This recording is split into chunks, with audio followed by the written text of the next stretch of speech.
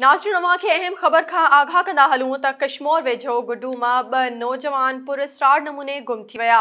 SS news जे reporter गुल सुमरो मूजिब Guddu वापडा colony Guddu में रहंदड़ 2 नौजवान शफी मोहम्मद मलिक ऐं मोहम्मद कासिम काज़ी पुरस्कार नमूने गुम थी विया। पुरस्कार नमूने गुम थी वियल नौजवाननि जे वारसनि अगवा जो शक ज़ाहिर कयो आहे। नौजवान गुज़िरियल रात 8 वॻे वापडा कॉलोनी खां ॿाहिरि निकिरी गुड्डू बैराज तरफ़ घुमण विया त रात देर ताईं वापस न मोटिया।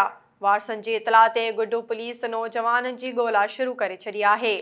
नाज़रीन अव्हां खे हिकु भेरो ॿीहर आगाह कंदा हलूं त गुड्डू वापडा कॉलोनी गुड्डू में रहंदड़ 2 नौजवान शफी मोहम्मद मलिक ऐं मोहम्मद कासिम काज़ी पुरस्कार नमूने गुम थी विया। पुरस्कार नमूने गुम थी वियल नौजवाननि जे वारसनि अगवा जो शक ज़ाहिर कयो आहे। नौजवान गुज़िरियल रात 8 वॻे वापडा कॉलोनी खां ॿाहिरि निकिरी गुड्डू बैराज तरफ़ घुमण विया त रात देर ताईं वापस न मोटिया। वारसनि जी इतला ते गुड्डू पुलिस नौजवाननि जी ॻोल्हा शुरू करे छॾी आहे।